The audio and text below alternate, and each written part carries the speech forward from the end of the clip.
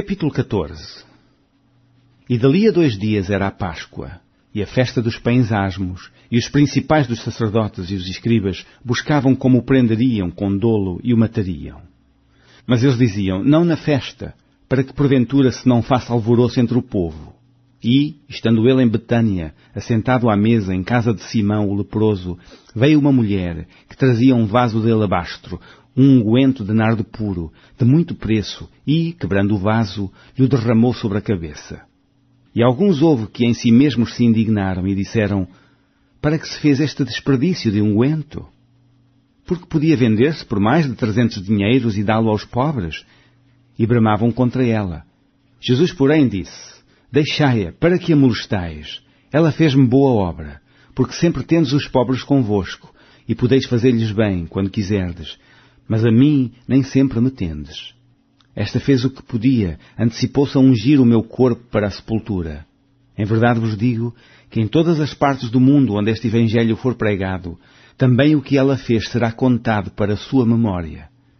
E Judas Iscariotes, um dos 12, foi ter com os principais dos sacerdotes para lhe o entregar. E eles, ouvindo-o, folgaram e prometeram dar-lhe dinheiro, e buscava como o entregaria em ocasião oportuna. E, no primeiro dia dos pães asmos, quando sacrificavam a Páscoa, disseram-lhe os discípulos, aonde queres que vamos fazer os preparativos para comer a Páscoa? Enviou 2 dos seus discípulos e disse-lhes, ide à cidade, e um homem que leva um cântaro de água vos encontrará. Segui-o. E, onde quer que entrar, dizei ao senhor da casa, o mestre diz, onde está o aposento em que hei de comer a Páscoa com os meus discípulos? E ele vos mostrará um grande cenáculo, mobilado e preparado, preparai-a ali. E, saindo os seus discípulos, foram à cidade, e acharam como lhes tinha dito, e prepararam a Páscoa. E, chegada a tarde, foi com os 12.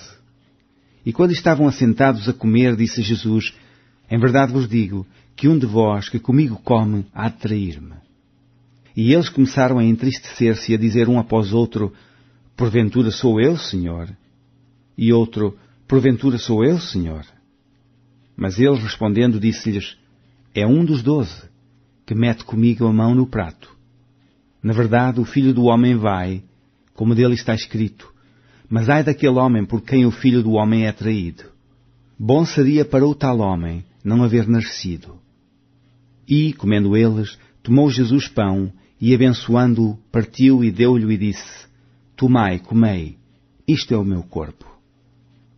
E, tomando o cálice e dando graças, deu-lhe, e todos beberam dele. E disse-lhes, isto é o meu sangue, o sangue do Novo Testamento, que por muitos é derramado. Em verdade vos digo que não beberei mais do fruto da vide, até aquele dia em que o beber novo no reino de Deus. E, tendo cantado o hino, saíram para o Monte das Oliveiras, e disse-lhes Jesus, todos vós esta noite vos escandalizareis em mim, porque está escrito, ferirei o pastor, e as ovelhas se dispersarão. Mas, depois que eu houver ressuscitado, irei adiante de vós para a Galileia. E disse-lhe Pedro, ainda que todos se escandalizem, nunca, porém, eu. E disse-lhe Jesus, em verdade te digo que hoje, nesta noite, antes que o galo cante 2 vezes, 3 vezes me negarás. Mas ele disse com mais veemência, ainda que me seja necessário morrer contigo, de modo nenhum te negarei. E da mesma maneira diziam todos também. E foram a um lugar chamado Getsemane. E disse aos discípulos, assentai-vos aqui, enquanto eu oro.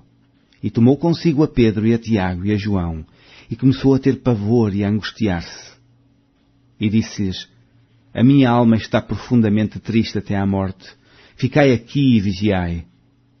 E tendo ido um pouco mais adiante, prostrou-se em terra, e orou para que, se fosse possível, passasse dele aquela hora. E disse, Abba, Pai, todas as coisas te são possíveis, afasta de mim este cálice, não seja porém o que eu quero, mas o que tu queres. E chegando, achou-os dormindo e disse a Pedro, Simão, dormes? Não podes vigiar 1 hora? Vigiai e orai, para que não entreis em tentação. O espírito, na verdade, está pronto, mas a carne é fraca. E foi outra vez e orou, dizendo as mesmas palavras. E, voltando, achou-os outra vez dormindo, porque os seus olhos estavam carregados, e não sabiam o que responder-lhe. E voltou terceira vez e disse-lhes: Dormi agora e descansai. Basta, é chegada a hora. Eis que o Filho do Homem vai ser entregue nas mãos dos pecadores. Levantai-vos, vamos. Eis que está perto o que me trai. E logo, falando ele ainda, veio Judas, que era um dos 12, da parte dos principais dos sacerdotes, e dos escribas, e dos anciãos, e com ele uma grande multidão com espadas e varapaus. Ora, o que o traía tinha-lhes dado um sinal, dizendo: Aquele que eu beijar, esse é, prendei-o, e levai-o com segurança. E logo que chegou, aproximou-se dele e disse-lhe: Rabi, Rabi, e beijou-o. E lançaram-lhe as mãos e o prenderam. E um dos que ali estavam presentes, puxando da espada, feriu o servo do sumo sacerdote e cortou-lhe uma orelha. E respondendo Jesus disse-lhes: Saístes com espadas e varapaus a prender-me como a um salteador? Todos os dias estava convosco ensinando no templo, e não me prendestes. Mas isto é para que as Escrituras se cumpram. Então, deixando-o, todos fugiram. E um certo mancebo o seguia, envolto em um lençol sobre o corpo nu, e lançaram-lhe a mão. Mas ele, largando o lençol, fugiu nu. E levaram Jesus ao sumo sacerdote, e juntaram-se todos os principais dos sacerdotes, e os anciãos e os escribas. E Pedro o seguiu de longe, até dentro do pátio do sumo sacerdote. E estava assentado com os servidores, aquentando-se ao lume. E os principais dos sacerdotes e todo o concílio buscavam algum testemunho contra Jesus, para o matar, e não o achavam.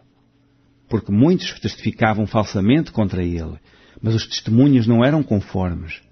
E, levantando-se alguns, testificavam falsamente contra ele, dizendo: Nós ouvimos-lhe dizer: Eu derribarei este templo, construído por mãos de homens, e em 3 dias edificarei outro, não feito por mãos de homens.